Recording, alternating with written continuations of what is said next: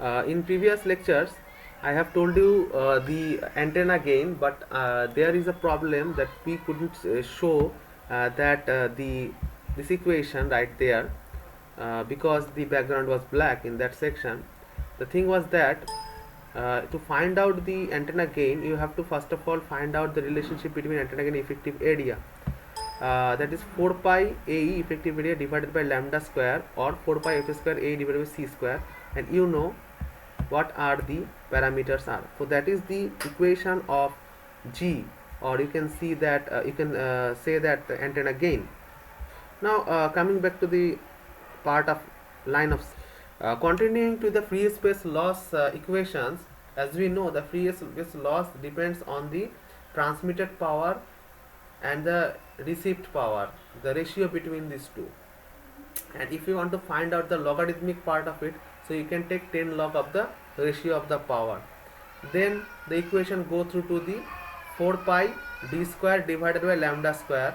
The square will go through to the go through to in front of the 10, and you know, in logarithmic equation, if that is square, it can be taken as the coefficient of log, and it will be multiplied with 10 and you will get 20 out of it. Next, the equation follows that 20 log lambda is a minus because that is on the fractional side, and others are in the, what you can say, that is in the multiplication side. After calculating the 4 pi log 4 pi, you will get 21.98 decibel, and 20 log 4 pi fd divided by c.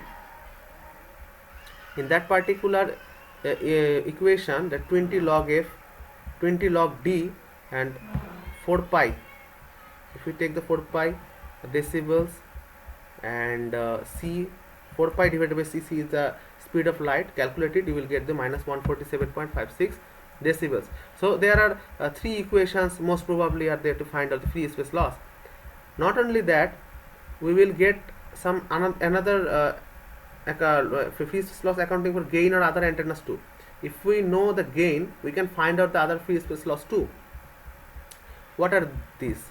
First of all, you can see here, that is the ratio between these two, 4 pi square d square pt, and pr there is the gr gt lambda square. Gr is the gain of transmitting antenna, gr is the receiving antenna gain, and you know, that is the that I have told you before. Just recall the equation of gain. That is the equation of gain with respect to antenna, with respect to effective area, with respect to effective area, with respect to effective area, with respect to effective area. So gt, there will be at, and just put the value of this equation or this equation to that particular section. To that particular section means that will go through to the LOS, line of sight, free space loss equation. Okay, let's put the value through there.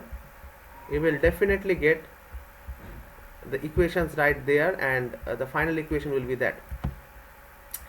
Next is the free space loss of finally we will find out that with respect to effective area, 20 log lambda, 20 log d, and 10 log 80 AR, because you can see that 80 AR is in the multiplication side, and that is divided by that, so the minus sign will come. That is the equation, that is the logarithmic principle.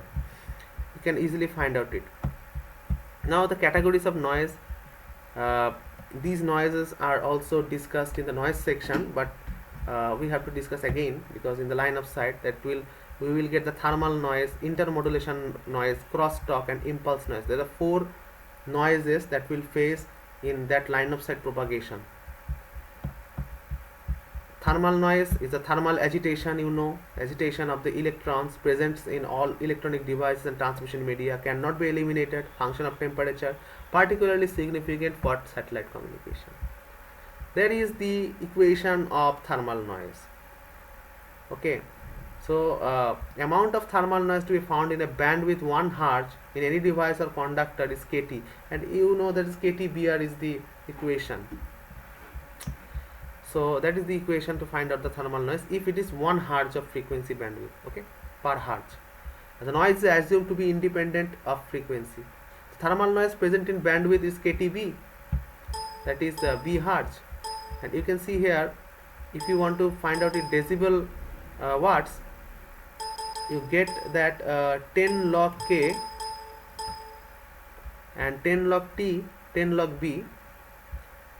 After that you will find out that for K is a Boltzmann's constant, you will get minus 228.6 decibel watt, 10 log T plus 10 log B. And noise terminology, there are noise terminology, intermodulation noise, that occurs if signals with different frequencies share the same medium. Interference caused by a signal produced at a frequency that is the sum or difference or of original frequencies. Crosstalk, that is the unwanted coupling between signal paths. That means if any signal that is similar to that kind of frequency that can be received by another receiver, okay, or anyone could hear any other's conversation if crosstalk occurs. Impulse noise, irregular pulses or noise spikes, that is known as impulse noise.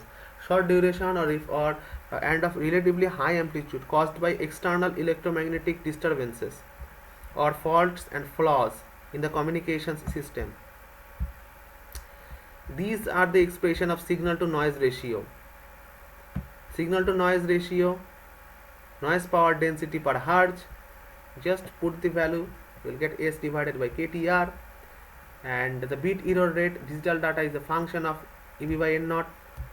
So given data, given a value, to achieve a desired error rate, parameters of this formula can be selected as bit rate R increases, transmitted signal power must increase to maintain required signal to noise ratio. There are some other impairments, that atmospheric absorption, multipath and refraction. If water, vapor and oxygen contribute to the attenuation, that is known as atmospheric absorption. If obstacles reflected signals so that multiple copies with varying delays are received, that is multipath impairment. And bending of radio waves as they propagate through the atmosphere, that is the diffraction. There are fading in a mobile environment. The term fading refers to the time variation of received signal power caused by changes in the transmission medium or paths. Atmospheric conditions such as rainfall, relative location of various obstacle changes over time. So that is the part of known as the reflection, scattering and diffraction. So if this car just hit back through that and go through that this building to that building, that is known as the reflection.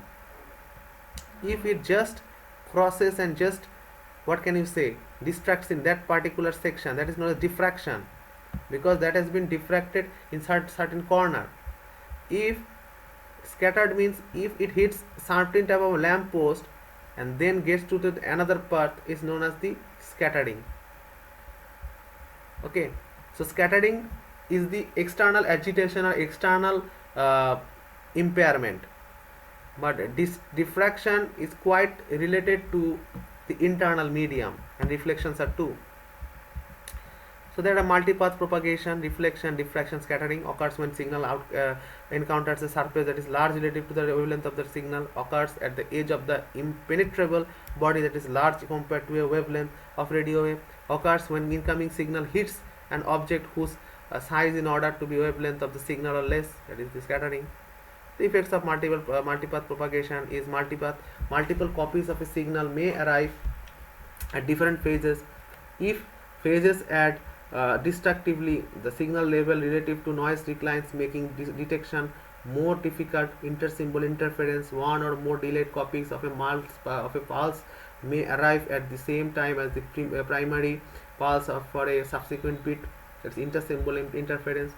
There are the types of fading: fast fading, slow fading, flat fading, selective fading, relay fading, Rayleigh fading. So these are the fadings.